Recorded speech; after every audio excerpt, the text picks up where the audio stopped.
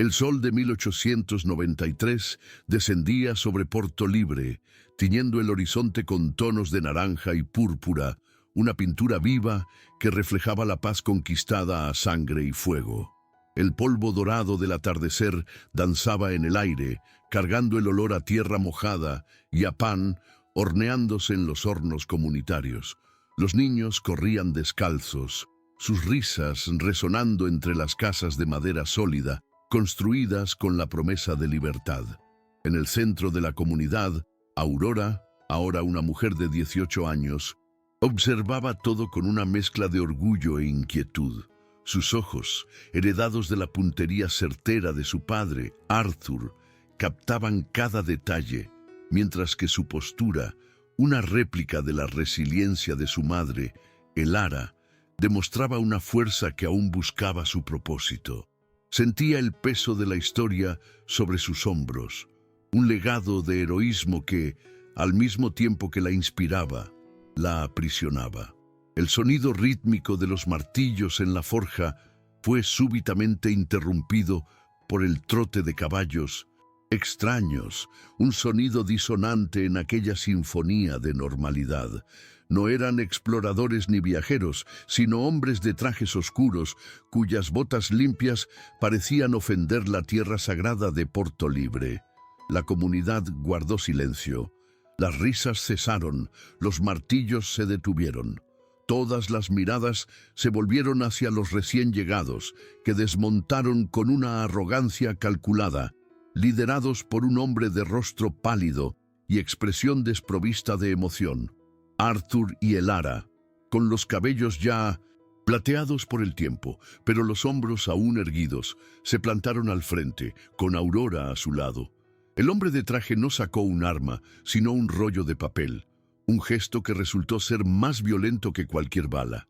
Con una voz monótona y fría, leyó la notificación legal, un documento que hablaba de antiguos títulos de propiedad, de reclamaciones que antecedían a la fundación de Porto Libre y que declaraba aquellas tierras como propiedad de la Compañía Ferroviaria Transcontinental. Y entonces el nombre que se convertiría en una plaga fue pronunciado por orden del señor Silas Blackwood. La humillación no provino del cañón de un revólver, sino del desprecio contenido en aquellas palabras, que reducían 18 años de lucha, sudor y vida a un mero obstáculo en el mapa de un varón industrial. Aurora vio la incredulidad en los ojos de los más ancianos y sintió su propia sangre hervir, una llama encendiéndose donde antes solo había incertidumbre. Aquel trozo de papel era una declaración de guerra, y ella, la hija de la Aurora de Porto Libre, acababa de encontrar su lugar en la batalla. Estoy escribiendo el bloque 2. Acto 2. Contexto y desarrollo. Justo después de la partida de los hombres de traje, un silencio pesado, más opresivo que el calor del mediodía, se instaló en Porto Libre. El documento dejado atrás era un veneno que se infiltraba lentamente en el alma de la comunidad. Aquella noche, a la luz de hogueras crepitantes, los más ancianos se reunieron. Las manos que antes rompían cadenas ahora temblaban al sostener la copia de la notificación. Arthur, con la voz quebrada por una furia contenida, hablaba de resistencia, de barricadas y centinelas, evocando los días de lucha que deberían haber quedado en el pasado. Elara, por otro lado, estudiaba el documento con sus ojos sabios, reconociendo que la caligrafía elegante y los términos legales eran un arma más peligrosa que cualquier rifle. La amenaza no tenía un rostro al que se pudiera enfrentar en un duelo, sino la firma impersonal de una corporación, un monstruo de papel y tinta que amenazaba con devorar su futuro. La libertad, que parecía una fortaleza de piedra, se revelaba ahora como una frágil casa de cristal. Si te gustan las historias de lucha por la justicia y el legado, suscríbete al canal para seguir el emocionante desarrollo del viaje de Aurora. Aurora se sentía a la deriva en aquel mar de angustia. No llevaba en la espalda las cicatrices de los látigos, ni en su memoria el horror de los barcos negreros. Su dolor era diferente, un vacío sutil. Para los más ancianos, ella era la hija de la libertad, un símbolo de esperanza, pero también alguien que jamás comprendería la profundidad de su sufrimiento. Para el mundo exterior, para los pocos viajeros blancos que pasaban por sus tierras, su piel clara y sus modales educados la convertían en una curiosidad, pero su ascendencia siempre la marcaría como inferior. Vivía en una frontera invisible, sin pertenecer totalmente a ningún lugar. Este conflicto interno la consumía, haciéndola cuestionar su valor y su papel en la comunidad. Miraba sus propias manos, hábiles con los libros y las plumas, y las sentía inútiles ante aquella nueva forma de esclavitud. Su refugio era la pequeña biblioteca que Elara había montado, un santuario de palabras e ideas. Allí, entre libros de filosofía y mapas antiguos, Aurora soñaba con otros mundos, lugares donde su identidad no fuera una ecuación compleja de resolver. El medallón de su madre, que tantas veces había observado, se había convertido en el centro de sus divagaciones. Ya no era solo una reliquia del misterioso pasado de Elara, sino un símbolo de un mundo desconocido, una promesa de que tal vez existía una historia que era solo suya, más allá de ser la hija de héroes.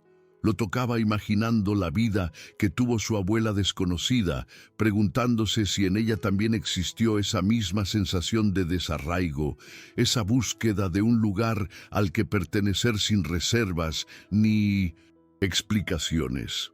Mientras tanto, a cientos de kilómetros de allí, en un vagón de tren lujosamente decorado con terciopelo y caoba, el señor Silas Blackwood observaba el mapa de su expansión ferroviaria. Porto Libre era una mancha irritante en su línea recta de progreso y beneficio. No sentía odio por aquellas personas, simplemente no las veía como personas. Eran un problema logístico, un retraso en su cronograma, un conjunto de piezas a ser retiradas del tablero. Con un puro entre los labios, dictaba órdenes a sus subordinados con una calma aterradora. Su estrategia era sofocar, no aniquilar. «El agua es su vida», dijo con una fina sonrisa. «Controlen el agua y vendrán arrastrándose.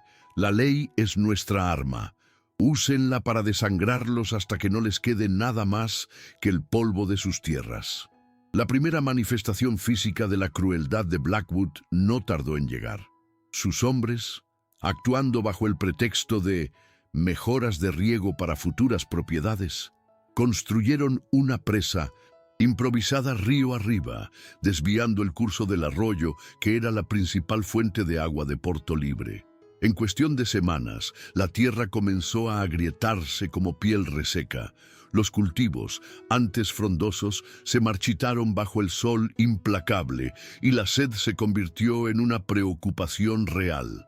La metáfora era cruel y clara. La fuente de vida de la comunidad estaba siendo cortada por una fuerza invisible y lejana. Arthur organizó grupos para buscar agua en fuentes más distantes, pero el trabajo era agotador, y la moral de la comunidad se desvanecía con cada cubo de agua cargado a lo largo de kilómetros de tierra árida. La esperanza comenzaba a secarse junto con el suelo. Poco después de la crisis del agua, llegaron los abogados de Blackwood. Eran hombres diferentes a los primeros, con sonrisas falsas y propuestas que sonaban a insultos disfrazados de generosidad. Iban de casa en casa, ofreciendo sumas irrisorias por las tierras, explotando la creciente desesperación. Sembraban la discordia, susurrando a algunos que sus vecinos ya estaban considerando aceptar, que era inútil resistir. Algunos miembros más jóvenes de la comunidad, que no compartían el mismo vínculo visceral con la tierra, comenzaron a vacilar, generando las primeras fisuras en la unidad de Porto Libre. La lucha, que antes era contra un enemigo externo, ahora amenazaba con convertirse en una batalla interna, poniendo a prueba los lazos que los habían mantenido unidos durante casi 2 décadas. Arthur, viendo cómo sus herramientas de liderazgo se volvían obsoletas, recurría a lo que conocía. Pasaba las noches limpiando su viejo revólver, la misma arma que lo había liberado. Organizaba patrullas, enseñaba a los más jóvenes a disparar, preparándose para una guerra de pólvora y sangre. En una tarde tensa, Aurora lo confrontó en el granero. «Padre, las balas no pueden derribar una firma», dijo ella con voz firme. «Quieren que reaccionemos con violencia para que puedan llamarnos salvajes y aplastarnos con la ley de su lado. Nuestra lucha debe ser más inteligente». El enfrentamiento entre los dos era el reflejo del propio dilema del pueblo. La fuerza bruta del pasado contra la astucia exigida por el futuro. Arthur veía la terquedad de Elara en su hija, pero también el temor de que su sabiduría no fuera suficiente. Elara observaba la creciente distancia entre su marido y su hija con el corazón encogido. Veía la verdad en ambos lados. Una noche, mientras la luna llena bañaba la tierra seca con una luz pálida y fantasmagórica, sacó el medallón de su escondite. La superficie de plata parecía más fría que nunca. Recordó la promesa que se había hecho a sí misma de enterrar aquel pasado para proteger a su familia, pero el futuro de su familia y de su pueblo ahora dependía precisamente de aquel pasado que tanto se había esforzado por olvidar.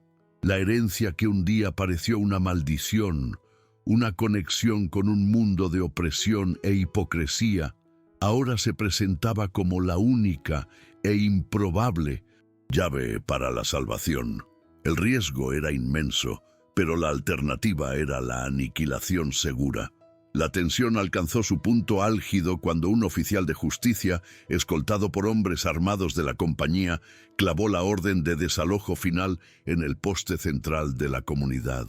El plazo era de 30 días. La desesperación se transformó en un luto palpable. La gente caminaba como fantasmas por sus propias casas, tocando las paredes, las herramientas, las cunas, como si ya se estuvieran despidiendo de todo. Samuel, uno de los primeros en unirse a Arthur y Elara en la fundación de Portolibre, se sentó en el porche, con el rostro marcado por décadas de sol y sufrimiento, y dijo a quien quisiera oír: «Cambiamos las cadenas de hierro por las cadenas de papel. Al final, la ley del hombre blanco siempre encuentra una forma de apresarnos de nuevo». Su voz era el sonido de la esperanza muriendo. Aquella misma noche, con el espectro de la derrota acechando cada rincón de Portolibre, Elara convocó a Arthur y Aurora a su casa. La luz del candil proyectaba sombras largas y danzantes en sus rostros. Con voz firme, pero cargada de un dolor antiguo, finalmente contó la historia completa. Habló de su madre, una mujer criolla de una familia rica e influyente de Nueva Orleans, que fue desheredada por amar a un hombre negro. Habló del certificado de nacimiento escondido, del testamento de su abuela que, de ser encontrado, podría probar que la propiedad de aquel linaje sobre vastas tierras, incluyendo el área de Portolibre, era anterior a cualquier título que el coronel Beaumont o Silas Blackwood pudieran tener.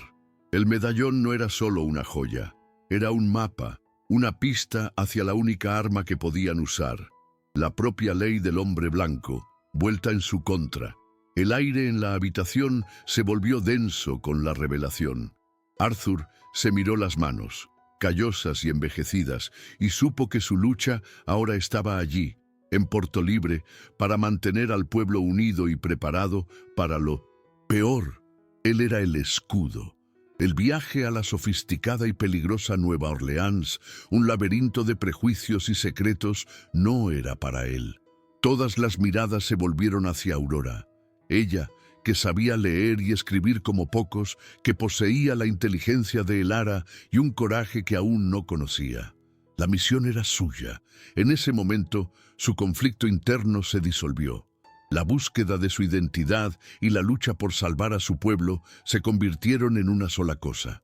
«Iré», dijo, y su voz no contenía vacilación, solo el peso de un propósito recién descubierto. Ya no era solo la hija de héroes, era la esperanza encarnada de su comunidad. La despedida tuvo lugar antes del amanecer, bajo un cielo aún estrellado. La comunidad entera se reunió en silencio para verla partir. Arthur, con el rostro impasible para ocultar la emoción, le entregó una pequeña pistola, enseñándole a esconderla. «La sabiduría es tu mejor arma, pero a veces la sabiduría necesita una ayudante ruidosa», murmuró él. El ara le colocó medallón en el cuello, el metal frío contra su piel cálida. «Recuerda quién eres, pero no dejes que ellos te definan», le aconsejó su madre. Aurora montó a caballo, mirando los rostros que eran todo su mundo, y vio en ellos no lástima, sino una fe frágil y desesperada. Al cabalgar hacia el este, hacia un futuro incierto, llevaba más que una misión. Llevaba el legado, el dolor y la esperanza de todo un pueblo en su corazón. En Nueva Orleans, el aire era denso y húmedo, cargado con el olor de magnolias y secretos. Aurora encontró la mansión de sus parientes, los LeBlanc, una fortaleza de opulencia y desprecio velado. Recibida con una cortesía fría, se encontró en salones donde el lujo contrastaba brutalmente con la simplicidad de Porto Libre. Presentó su historia y el medallón a un hombre de cabellos canosos y ojos calculadores, su tío abuelo, Jean-Pierre Leblanc.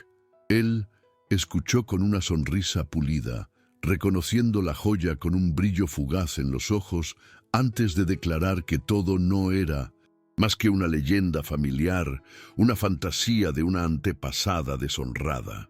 Aurora sintió el hielo de la traición en sus venas. Él no solo sabía la verdad, sino que la estaba ocultando activamente. Se dio cuenta de que no estaba allí para pedir ayuda, sino para arrancar la verdad a una familia que había vendido su propia alma. Mientras Aurora enfrentaba la hipocresía de la alta sociedad, en Porto Libre, la tierra seca se preparaba para beber sangre. El plazo de desalojo había expirado. Los vigías, apostados en las colinas, anunciaron la aproximación. No un oficial de justicia, sino una pequeña milicia de mercenarios contratados por Blackwood, hombres cuyos rostros eran mapas de crueldad. El sonido de la campana de la comunidad resonó, no como una llamada a la cosecha, sino como una alarma de guerra. Arthur, con el rifle en mano y la determinación de un león envejecido, reunió a los hombres y mujeres. «Vienen a tomar nuestra tierra, pero lo que no saben es que esta tierra somos nosotros», gritó, su voz resonando con la autoridad de quien ya había enfrentado el infierno y regresado. La comunidad, armada con escopetas, hoces y un coraje nacido de la desesperación, transformó su hogar en una fortaleza. Rechazada, Aurora cambió de táctica. La batalla no se ganaría en salones de terciopelo, sino en los pasillos polvorientos de la burocracia. Durante días se sumergió en los archivos de la ciudad, enfrentando el racismo condescendiente de los funcionarios y la frustración de los registros incompletos. Su alfabetización, antes una fuente de desarraigo, se convirtió en su arma más afilada. Siguiendo el rastro del apellido de soltera de su abuela, rebuscó en registros parroquiales, títulos de propiedad y testamentos antiguos, sintiendo cómo el tiempo se le escurría entre los dedos. Cada puerta cerrada en Nueva Orleans era un clavo más en el ataúd de Porto Libre. La esperanza era una llama vacilante, alimentada solo por su terquedad y la imagen de los rostros de sus padres, que llevaba en su mente como un faro en la oscuridad. El ataque a Porto Libre comenzó con la brutalidad esperada. Los mercenarios avanzaron, esperando una rendición rápida, pero fueron recibidos por una resistencia feroz y organizada. El ara, usando su conocimiento íntimo del terreno, había preparado trampas y puntos de emboscada. El primer avance fue repelido, pero el líder de los agresores, un hombre llamado Calloway, un capataz despiadado de Blackwood, ordenó un segundo ataque, esta vez con antorchas. El fuego, la más antigua de las armas de terror, comenzó a lamer los cultivos secos y las paredes de las casas. El olor a humo se mezcló con el de la pólvora y el sonido de los gritos de guerra se unió al llanto de los niños escondidos. La batalla por el alma de Portolibre se había convertido en un infierno literal. En Nueva Orleans se produjo el giro. Una anotación marginal en un libro de registros de la iglesia la llevó a una notaría olvidada, donde un viejo escribano, simpatizante de su causa, la ayudó a encontrar un documento archivado bajo un nombre diferente, el testamento original de su bisabuela. El documento era explícito, dejando un vasto territorio, descrito con detalles inconfundibles, a su hija y sus descendientes legítimos, con una cláusula que lo hacía indivisible e inembargable. Con la prueba en sus manos, Aurora regresó a la mansión Leblanc, ya no como una suplicante, sino como una heredera. Ante toda la familia, reveló el testamento. Jean-Pierre, pálido, confesó el acuerdo con Blackwood. A cambio de silencio y la destrucción del documento, sus deudas serían perdonadas. La revelación hizo añicos la fachada de honor de la familia. En Portolibre, la defensa se estaba desmoronando. Arthur, luchando en primera línea para inspirar a los más jóvenes, fue alcanzado en el hombro. El impacto lo derribó, y por un momento, el corazón de la resistencia pareció dejar de latir. Al ver a su líder caído, los defensores vacilaron. Calloway y sus hombres aprovecharon la oportunidad, avanzando y prendiendo fuego al salón comunitario, el corazón simbólico de Portolibre. Las llamas se elevaron hacia los cielos como un sudario naranja, reflejando la desesperación en los ojos de Elara, mientras corría a ayudar a su marido herido. La derrota parecía inminente, una cuestión de minutos. La valentía había llegado a su límite, y la fuerza bruta parecía a punto de vencer. Fue en ese momento de confrontación que la transformación de Aurora se completó. Sosteniendo el testamento, miró a su tío abuelo y pronunció las palabras que la liberaron para siempre. Usted habla de honor y legado, pero cambió la sangre de su familia por seguridad y oro. Mi padre construyó un hogar con sus propias manos. Mi madre hizo de la libertad una cosecha. Ellos me dieron un nombre, no solo un título. Ese es mi legado, dijo ella, con su voz clara e inquebrantable. Ustedes no han heredado nada más que una casa vacía.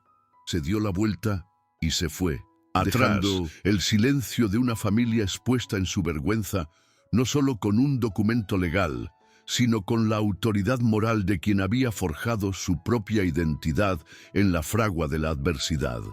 Mientras el humo asfixiaba a los defensores de Portolibre y Calloway se preparaba para el golpe final, un grito resonó desde la colina. Un jinete solitario, cabalgando como el propio viento, apareció contra el cielo enrojecido por el humo. Era Aurora. Su visión, regresando en el momento más oscuro, fue como una resurrección. Un rugido de esperanza y desafío se alzó entre los combatientes. Arthur, apoyado en el ara, levantó la cabeza y una sonrisa dolorida se formó en sus labios. La hija de la aurora había llegado para saludar el amanecer del día más importante de sus vidas. Su sola presencia reavivó la llama de la lucha, dándoles fuerza para un último y desesperado esfuerzo. Aurora no llegó sola. En su frenético viaje de regreso, había utilizado el documento para convencer a un marshal federal de la ciudad más cercana de que una reclamación de propiedad legal estaba siendo violada por la Fuerza Armada. La llegada de Aurora fue seguida de cerca por la de un pequeño destacamento de la ley. Calloway y sus hombres se vieron de repente atrapados entre la resistencia renovada de la comunidad y la autoridad federal. La batalla de balas cesó, reemplazada por una tensa confrontación. Aurora, cubierta por el polvo del camino, descendió del caballo y caminó por el silencioso campo de batalla, pasando junto a su padre herido y deteniéndose frente a Calloway. No levantó un arma, sino el testamento de su bisabuela.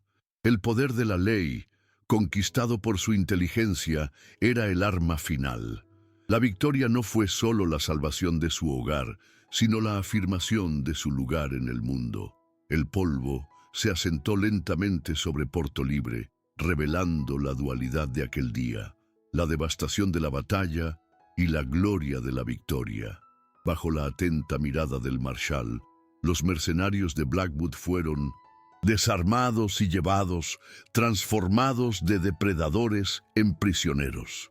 La comunidad, emergiendo de los escombros de su defensa, se movía con una lentitud sonámbula.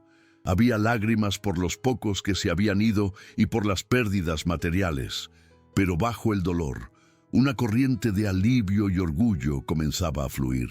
El Ara, con manos firmes y gentiles, cuidaba la herida de Arthur, cuyo rostro, a pesar del dolor, exhibía una serenidad que hacía mucho no sentía.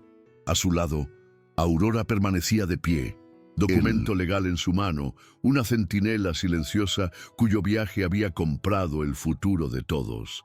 El silencio que siguió no fue de miedo, sino de reverencia por el milagro que habían forjado juntos. En las semanas siguientes, Porto Libre renació de sus cenizas. El sonido que llenaba el aire ya no era el de los disparos, sino el de martillos y sierras, una sinfonía de reconstrucción. Todos trabajaron codo a codo, hombres, mujeres y niños, para levantar de nuevo el salón comunitario y reparar las casas dañadas. La tierra, antes agrietada por la sequía impuesta, fue nuevamente irrigada y se plantaron nuevas semillas. Arthur, con el brazo todavía en cabestrillo, ofrecía consejos y la fuerza de su presencia, pero era Aurora quien se había convertido en el nuevo centro de gravedad. Con el título de propiedad en mano, organizaba, leía los términos legales a los ancianos y planeaba el futuro, no con la autoridad de una heredera, sino con la sabiduría de una líder que se había ganado su derecho a guiar. Ya no necesitaba buscar su lugar en el mundo, lo había reconstruido. Las noticias del mundo exterior llegaron como un eco lejano de la batalla que libraron. El intento de apropiación de tierras de Silas Blackwood, expuesto por la investigación federal, se transformó en un escándalo que sacudió su reputación y sus negocios. Sus ambiciones fueron frenadas por una avalancha de procesos y por la desconfianza de sus inversores. El ferrocarril que amenazaba con borrar a Porto Libre del mapa fue detenido, un monumento de acero al fracaso de la codicia. Lejos de allí, en Nueva Orleans, la familia LeBlanc enfrentó una justicia más sutil, pero igualmente devastadora. La historia de su traición se extendió y se vieron aislados, prisioneros en su mansión de lujo, atormentados por la herencia de honor que habían vendido por tan poco. La victoria de Porto Libre reverberó, demostrando que incluso los gigantes podían caer. En la ceremonia de inauguración de la primera piedra del nuevo salón, la comunidad se reunió. El momento más simbólico llegó cuando Arthur, ante todos, tomó su viejo rifle, el arma que había simbolizado la lucha de su generación, y se lo entregó a uno de los jóvenes que había luchado valientemente. Luego, tomó la pluma que Aurora había usado para firmar los documentos legales y se la entregó a su hija junto con el título de propiedad. «Tu madre y yo conquistamos esta tierra con fuego y sangre», dijo, su voz resonando con claridad. Aurora la protegió, para siempre con sabiduría y coraje. El futuro pertenece a ambas formas de luchar. En ese instante, el paso del testigo se completó. Aurora, La hija de la aurora era ahora la guardiana del mediodía de Portolibre. El sol se ponía una vez más, un año después, sobre una comunidad próspera y segura. Aurora, junto a Arthur y Elara, observaba el paisaje desde su porche. Los cultivos eran abundantes, las casas eran sólidas, y las risas de los niños estaban libres de cualquier sombra de miedo. Finalmente comprendía que el legado no era un peso que cargar, sino un suelo fértil del que se podía brotar. Su identidad no estaba en un linaje lejano de una ciudad dorada, sino allí, en aquella tierra roja, forjada en fuego, ley y amor. Sostenía el medallón en su mano, sintiendo el calor del metal, un vínculo entre el pasado que la atormentaba y el futuro que ella había asegurado. Si tú también crees que el verdadero coraje está en defender nuestro hogar y a nuestra gente con las armas que tenemos a mano, suscríbete al canal y cuéntanos en los comentarios desde dónde nos estás viendo, para que podamos seguir trayendo historias que inspiran. Portolibre era la prueba de que, incluso cuando el progreso se convierte en un monstruo, el espíritu humano, armado con justicia, puede y siempre prevalecerá.